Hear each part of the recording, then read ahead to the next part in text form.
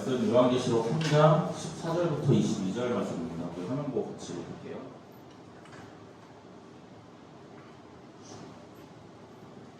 라오디게아 교회의 사자에게 편지하라. 아멘이시오 충성되고 참된 증인이시오 하나님의 창조의 근본이신 이가 이르시되 내가 내 힘을 아노니 내가 차지도 아니하고 뜨겁지도 아니하도다.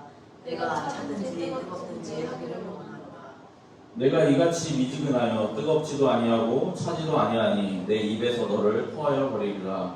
내가 말하기를 나는 부자라 보유하여 부족한 것이 없다 하나 내 곤고한 것과 가련한 것과 가난한 것과 음모한 것과 불법한 것을 알지 못하는도다.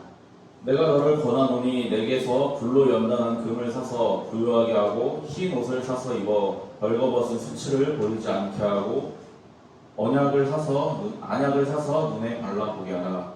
물은 내가 사랑하는 자를 책망하여 징계하노니 그러므로 내가 열심을 내라 회개하라. 볼지어다 내가 문 밖에 서서 두드리노니 누구든지 내 음성을 듣고 문을 열면 내가 그에게로 들어가 그와 더불어 먹고 그는 나와 더불어 먹으리라. 이는 그에게는 내가 내 보좌에 함께 하여 주기를 내가 이기고 아버지의 보좌에 함께 앉은 것과 같이 하리라. 읽겠습니다. 귀 있는 자는 성령이 교회들에게 하시는 말씀을 들을지어다. 네, 기도하겠습니다. 하나님 아버지, 또 이렇게 요한계시록 7번째 교회 이야기를 통하여 우리가 말씀을 나누고자 합니다. 하나님께서 주신 말씀이 무엇인지 우리가 생각하고 마음속에 새겨야 할 말씀이 무엇인지 깨닫는 귀한 시간 되게 하여 주시옵소서. 감사드리며 예수님 이름으로 기도드립니다. 네. 오늘 말씀 제목은 가장 무방비한 때라는 제목으로 말씀을 나눠보려고 합니다. 여러분은 내가 가장 무방비할 때가 언제라고 생각해요? 내가 제일 취약할 때? 우리가 뭐 육체적으로는 대표적으로는 이제 뭐 힘이 다했을 때죠. 체력이 다해고 뭐 하루 종일 일을 했다거나 뭐 열심히 운동을 해갖고 체력이 다 소진되고 기력이 빠졌을 때 우리가 육체적으로 제일 연약하고 무방비할 때예요. 그럴 때 사고 나기도 쉽고 또 다치기도 쉽고요. 근데 우리가 마음적으로 사람이 연약할 때는 어때요? 사람이 마음적으로 연약할 때는 기본적으로 이제 마음에 어려운 일이 있거나 좀 나한테 좀 힘든 일, 가정에 어려운 일, 또 내 어떤 생각이나 내 비전에 대해서 내가 하고자 하는 거에 대해서 어려운 일이 있거나 뭐 돈 때문에 어려운 일이 있을 때 우리가 사람이 마음적으로 되게 힘들어져요. 근데 기본적으로 하나님을 믿지 않는 사람들한테는 그런 힘든 순간들이 제일 취약하고 무방비할 때가 맞아요. 왜냐하면 그럴 때 접근하는 사람들을 통해서 잘못된 길로 가는 사람들도 있고 내가 가장 힘들고 어려운 순간에 접근한 이단들 때문에 이단으로 빠진 사람들도 굉장히 많기 때문에 기본적으로 하나님을 믿지 않는 사람들, 똑바로 믿지 못하는 사람들은 마음이 어렵고 힘들 때 마음이 취약하고 무방비한 게 맞아요. 근데 우리 그리스도인들은 반대예요. 그리스도인들이 제일 무방비할 때는 풍족하거나 부족한 게 없을 때. 왜냐하면 그리스도인들이 제일 기도 많이 할 때가 이렇게 어렵고 힘들고 막 이러면 기도 많이 하잖아요. 이거 해주세요, 이거 힘듭니다, 이거 좀 도와주세요 막 이렇게 기도하잖아요. 근데 내가 필요한 게 다 채워지고 부족한 게 없으면요 그리스도인들이 기도 안 해요. 왜냐하면 별로 힘든 게 없고 마음에 어려움이 없으니까 기도를 안 하게 돼요. 그리고 교회에 가는 거, 예배 드리는 것 자체를 좀 더 소홀히 하게 되고. 근데 사람이 마음이 힘들면 나한테 힘든 일이 있으면 누가 안 시켜도 예배에 더 집중하잖아요.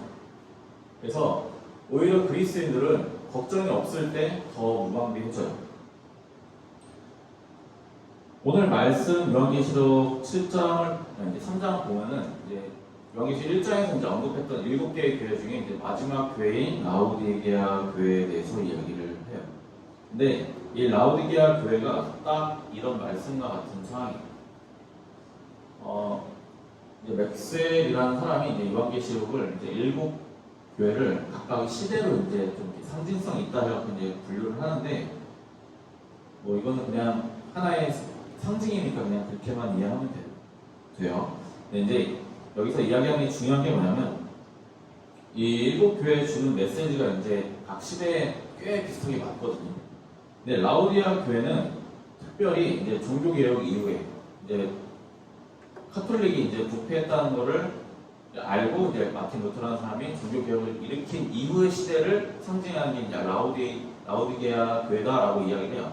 근데 이때의 특징이 뭐냐면 이제 깨끗하게 바로 앞에는 이제 막 카톨릭이 막 말도 안 되는 말들을 막 지배하고 억압하고 핍박할 때였단 말이에요. 그때는 전쟁도 많았고. 근데 그 이후의 시대에는 전쟁도 별로 없었고, 그리고 뭔가 내가 종교를 딴 걸 믿는다고 해갖고 막 죽이거나 핍박하거나 그런 일이 거의 없는 시대예요.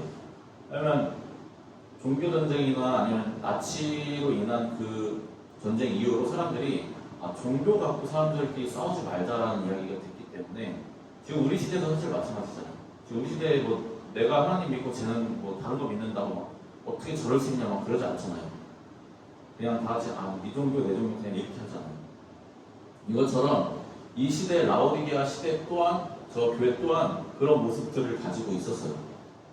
그래서 보면은 사실 라오디게아 오늘 말씀 보면은 막 이것저것 상징들이 많아요. 뭐 차가운 물, 뜨거운 물, 뭐 미지근한 물, 뭐 여러 가지 이야기들이 많은데 막 암약 이야기하고 막 이러는데 그게 다 이유가 있어요. 그것들이 막 되게 상징성 있고 막 이런 것들처럼 보이지만 이들이 살았던 그 시대상을 보면은 그게 그렇게 특별한 이야기가 아니라는 걸 우리가 좀 알 수 있거든요. 그러니까 라오디게아 교회가 이게 라오디게아의 이제 터예요. 유적지인데 되게 이제 트인 곳이거든요. 근데 여기 보면은 뭐 여기가 상업이 엄청나게 발달했던 도시예요. 앞에 뭐 다른 도시들도 다 상업이 발달했다 이야기하는데 그 중에서도 이 라오디게아라는 이 도시는 그 상업의 발달의 정도가 좀 규모가 달랐어요. 보면은 여기 밑에 보면은 극장이 있고 목욕탕도 있고 광장도 있고 큰 경기장도 있고 템플, 사원도 있고 화장실까지 있었어요. 이 시대 당시에. 그래서 사람들이 엄청나게 많이 살기도 살았지만 기본적으로 도시 자체가 굉장히 부유한 도시였어요. 이게 유적 사진인데 지금은 이렇게 유적지만 남아있거든요. 근데 이렇게 된 이유가 전쟁도 있고 여러 가지 있지만 지진도 한몫을 했어요. 그래서 이야기를 이제 쭉 볼 때 라오디게아는 이제 부유한 도시라고 이야기를 했잖아요. 근데 이 라오디게아라는 지역이 어떻게 얼마나 부자였는지 우리가 알 수 있는 단적인 예가 뭐였냐면요. 이때 당시에는 그냥 이 일곱 교회가 있던 지역 자체가 그냥 지진이 엄청 많은 집안이에요. 그냥 왜 얼마 전에 안 돼, 몇 달 전인가 작년인데 튀르키예 지진이 있어 엄청나게 사상이 많았었잖아요. 여전히 회복이 안 되고 있는데 그냥 그 지역이 다 우리가 있는 이 성경 속의 지역이거든요.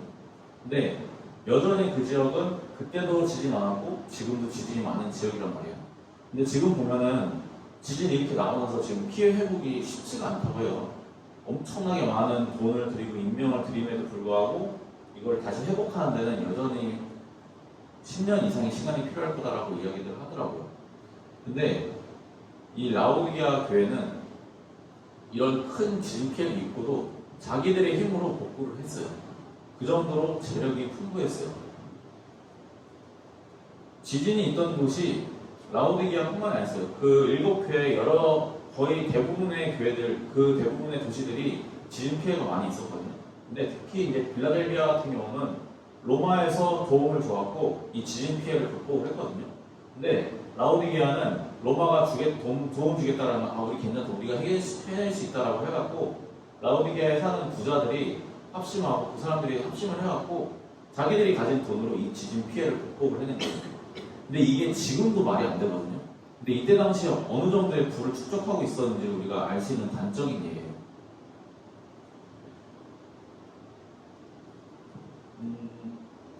이 사람들이 이 정도로 삶이 부유하고 뭔가 이렇게 부족함이 없다라고 이제 이야기를 하면서 이제 자기들을 이렇게 피력을 한 거거든요.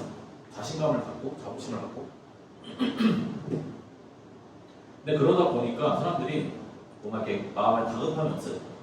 솔직히 요즘 시대에 굶어 죽는 사람들 얼마나 되겠어요? 아니면 뭐 내가 종교를 뭐를 믿어서 막 죽임을 당한다거나 그런 사람이 얼마나 되겠어요? 대부분 그냥 사건 사고예요. 근데 그러다 보면은 사람이 뭔가 이렇게 죽음에 대해서 생각을 한다거나 아니면 뭐 구원에 대해서 생각을 한다거나 영혼에 대해서 생각을 한다거나 하는 일이 별로 없게 돼요. 그리고 그렇게까지 중요하지 않게 돼요. 이때 당시에 라오디게아 사람들도 마찬가지였어요. 도시 자체가 부유하니까 전반적으로 가난한 사람들이 적었어요. 물론 이제 큰 도시라고 가난한 사람이 없는 건 아니지만 기본적으로 도시가 부유함으로 인해서 뭐 이렇게 굶어 죽는다거나 뭔가 뭐 종기적인 핍박을 한다거나 뭐 이런 게 좀 상대적으로 적었다라고 해요. 이때 당시에 이제 유대인들이 2천 가구 정도를 이 라오디게아라는 도시에 살았대요. 근데 이들 안에서도 유대인들 안에서도 돈이 많은 사람이 많았던 거예요. 그래갖고 뭐 특별히 뭐 종교 갖고 뭐 누가 구원을 받네 뭐 누가 구원을 주네 막 이런 거 갖고 그렇게 크게 싸우지 않았던 걸로 보여요. 그래서 라오디게아 교회랑도 유대인들이랑도 그렇게 막 부딪힐 일이 없었어요. 왜냐면 다 먹고 살만하니까 그런 거 갖고 싸울 이유가 없는 거예요. 그러다 보니 이 사람들이 신학적인 타협도 보고 이방신도 숭배하고 막 이랬어요. 왜냐면 이때 당시에 여기에 신전도 엄청나게 많았거든요. 근데 이제 특별히 이 라오디게아의 이제 대표하는 신들 중에 하나가 이제 눈을 붙이는 신을 이제 관장하는 신이 있는데 그 신을 이제 많이 믿었어요. 왜냐하면 이 라오디게아라는 곳이 이제 눈질병이 많은 곳이었어요. 눈질병이 많은 이유가 뭐였냐면 이곳의 지리상 물이 좋은 물이 아니었어요. 그래서 사람들이 먹고 씻고 하는데 안 좋은 물을 쓰다 보니까 질병이나 눈으로 나는 병들이 많이 나타났거든요. 그것 때문에 안약이 좀 발달을 했어요. 눈이 자꾸 아픈 사람이 많으니까 이 안약을 고치기 위해서 안약을 개발하는데 이 안약 때문에 이 라오디게아가 불을 축적하는데 또 한 몫을 하게 돼요. 그래서 말씀을 보면은 너희가 눈이 멀었다, 니네가 안약을 너가 고쳐라 라는 말씀이 나온 이유도 그것 때문이거든요. 요새는 사실 뭐 영혼에 대해서 별 이야기도 안 하고 죽음에 대해서 그렇게 크게 생각을 하지 않지만 이때 당시에 사실 이때 당시 다른 도시들은 그렇게 그러지 않았거든요. 이 라오디게아는 유독 부유했기 때문에 그런 부분이 좀 아무래도 요즘이랑 비슷했던 것 같아요. 위기가 없다 보니까 먹고 사는 게 중요한 게 아니라 어떻게 성공하는 게 중요하다 보니까 내가 하고 싶은 거, 내가 어떻게 살고 싶은 거냐에 더 집중을 했던 거예요. 라오디게아 교회는 가난으로 인한 뭐 생명의 위협이나 아니면 뭐 신앙으로 인한 생명의 위협 같은 것도 없었고 적당히 부유한 사회 속에서 살아가는 것이 더 중요시 되다 보니까 구원이 그렇게 중요하지 않았던 거예요. 영혼이 뭐 어떻게 되냐가 그렇게 중요하지가 않았던 거예요. 지금 먹고 살만 하니까. 그래서 이들 스스로 되게 자부심을 가졌어요. 우리는 잘 산다. 우리 부유한 도시다. 우리가 의술의 도시다. 우리가 눈을 치유하는 그런 도시다. 라고 하면서 자기들 스스로 우리 스스로 지진해서 우리를 구원해냈다라고 하면서 되게 자부심을 갖고 이 도시 사람들로서 살았던 것 같아요. 근데 이 아까 말했던 것처럼 물에 문제가 있었단 말이에요. 이 식수에 문제가 있었는데 이때 당시 라오디게아의 식수를 공급할 수 있는 방법이 딱 두 개였어요. 하나는 이제 라오디게아 근처에 있는 산에서 내려오는 물을 끌어다 오는 거. 그리고 다른 하나는 이제 아까 뭐 히에로폴리스라고 하는 이제 온천이 유명한 도시가 있어요. 거기도 큰 도시인데 거기에서 이게 지금도 이렇게 온천 수영장이 있을 정도로 여전히 그 온천수가 이제 있는 도시예요. 근데 여기서 이 온천수를 끌어다 오는 방법. 이 두 가지 방법이 있었어요. 근데 문제는 뭐냐면 이거를 끌어오기에는 너무 먼 거예요, 거기가. 그래서 산에서 끌어올 때는 산에서 나오면 왜 산에서 흐르는 계곡물 엄청 차갑잖아요. 근데 이 계곡물을 이 폭포수 같은 거를 끌어다 오면은 라오디게아에 오는 동안에 미지근해지는 거예요. 그리고 반대로 이 히에로폴리스에서 가져오는 이 온천수도 끌어오면 뜨겁던 물이 식는 거예요, 미지근해지는 거예요. 그래서 이 사람들이 이걸 히에로폴리스에서 갖고 오는 물을 쓰려면 엄청난 비용을 들여갖고 데워서 다시 써야 되고 차가운 건 어떻게 할 수가 없잖아요. 이 시대에 뭐 냉장고가 있는 게 아니니까. 그래서 이 사람들이 라오디게아 사람들이 가장 불만이 많이 했던 게 왜 이렇게 먹을 물이 이렇게 미지근하냐, 씻을 물이 왜 이렇게 미지근하냐라는 거라고 해요. 이것을 두고 라오디게아 사람들이 이렇게 불만이 많았는데 사실 왜 이게 물이 시원한 물이랑 뜨거운 물이랑 그냥 시원하거나 뜨겁거나 하면은 마실 때 그냥 먹기 좋거든요. 그냥 무슨 물에 별맛 없어서 막 되게 더울 때 시원한 물 먹으면 맛있잖아요. 근데 엄청나게 더울 때 미지근한 물을 먹으면 이거 입에 들어가는지 어땠는지 느낌이 안 나요. 되게 역겨운 느낌이 나요. 근데 그걸 가지고 이제 예수님이 비유를 하시거든요. 우리가 15절, 16절 한번 같이 읽어볼게요. 시작. 내가 내 행위를 아노니 내가 차지도 아니하고 뜨겁지도 아니하도다. 내가 차든지 뜨겁든지 하기를 원하노라. 내가 이같이 미지근하여 뜨겁지도 아니하고 차지도 아니하니 내 입에서 너를 토하여 버리리라. 아까 물에 대한 문제를 이야기했잖아요. 이 라오디게아 사람들은 전부 다 이 물에 대한 문제를 알고 있어요. 근데 예수님이 이걸 갖다 이야기를 하니까 이게 어떤 말씀인지로 바로 와닿는 거예요. 이게 조금 이해가 가시죠? 이게 차가운 물이냐 뜨거운 물이냐 미지근하다라는 게 되게 의미 있는 상징성 있는 그런 말이 아니에요. 이 사람들이 알고 있었던 사실을 갖고 예수님이 이야기를 하신 거란 말이에요. 이 사람들은 엄청나게 부유한 도시에 있음에도 불구하고 시원한 물 먹기가 어렵고 뜨거운 물을 갖고 깨끗한 물을 갖고 씻기가 어려웠던 거예요. 근데 이 사람들이 이걸 스스로 이 문제성을 갖고 그렇게 중요하게 여기지 않았어요. 우리는 부유하니까 그게 뭐 문제야. 물 배우면 되고 끌어다 오면 되고 하면서 그렇게 큰 문제라고 삼지 않았어요. 우리 그런 문제 없어라고 이야기하듯이 이야기했고. 근데 아까 이야기했던 것처럼 자기들이 쓸 수밖에 없는 물, 이 비싼 비용을 들여갖고 가져올 수 있는 물 이외에는 대부분의 사람들이 그냥 그 도시에서 쓸 수 있는 물을 썼단 말이에요. 근데 그 물들이 석회수예요, 석회수. 그 석회수는 눈병을 유발하고 질병을 유발한단 말이에요. 그것 때문에 안약이 발달한 거였고. 근데 그것에 대해서는 눈 가리고 아웅하는 거예요. 그래서 예수님이 16절, 17절, 18절에도 이렇게 말씀을 하세요. 같이 읽어볼게요. 시작. 네가 말하기를 나는 부자라 부유하며 부족한 것이 없다 하나 내 공고한 것과 가련한 것과 가난한 것과 눈먼 것과 벌거벗은 것을 알지 못하는도다.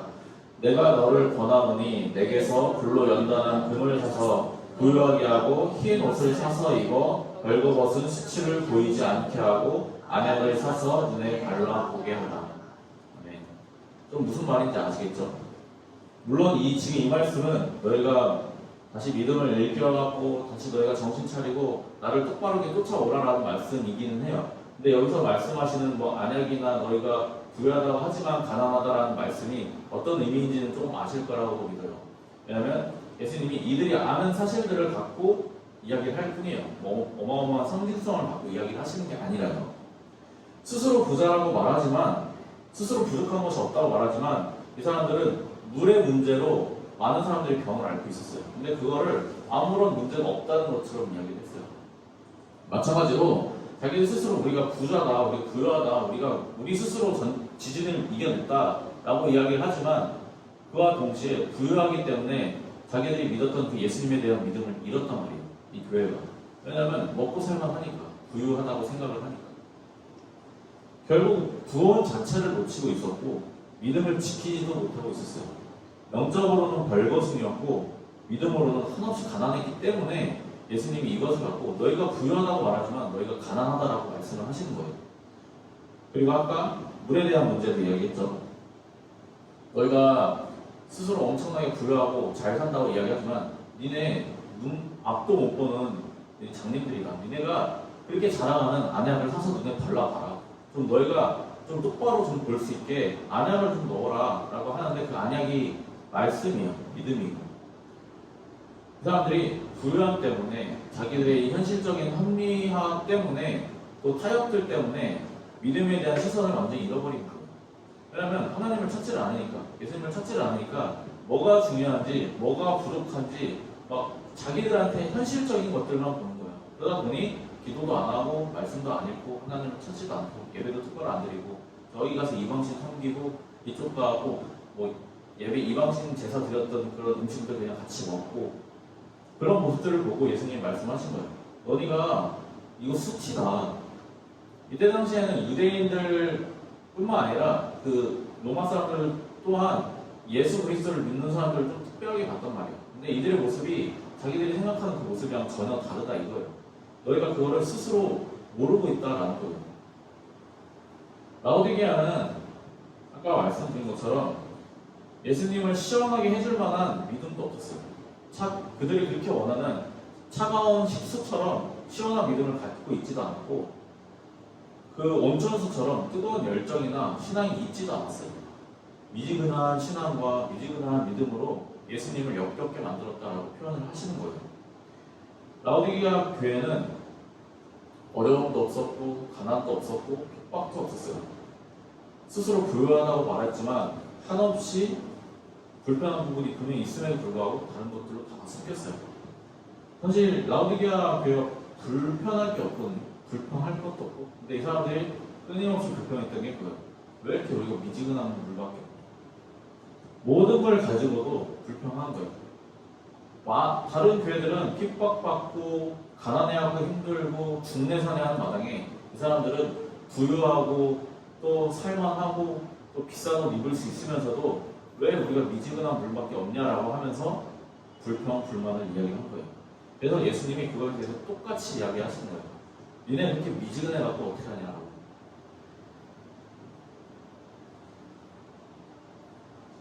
여러분, 부족함이 없다고 말하면서도 이 사람들이 늘 불평했어요. 물 갖고. 근데 사실 미지근하다고 해서 죽는 건 아니었거든요. 미지근하더라도 그 미지근한 물 마시면 적어도 병에 걸리진 않았어요. 근데 이 사람들은 미지근하다고 불평 불만했어요. 미지근한 물로 씻는다고 불평 불만했고요. 부유했기 때문에 부족한 게 없기 때문에 자꾸 불평이 나오는 거예요. 왜냐하면 사람이 모든 게 부족하고 모든 게 불편할 때는 조금만 채워지는 게 있어도 감사해요. 근데 모든 게 채워질 때는 조금만 불편해도 이거 갖고 불평하게 되어 있거든요. 우리가 가장 어렵고 또 가장 위험한 게 뭐냐면 우리가 풍족이에요. 풍족. 우리가 풍족하고 채워지면 좋다라고 생각을 하잖아요. 사실 뭐 풍족해서 싫은 사람이 없겠어요. 근데 왜 모든 실력이 다 채워진 사람들, 채워진 선수들도 내가 좀 실력이 있다라고 방심했을 때 큰 실수하고 큰 사고 나고요. 그리고 실력으로 정점에 오른 사람일수록 교만에 빠지고 교만할수록 자기 스스로 자기가 쌓은 걸 무너뜨리게 돼 있어요.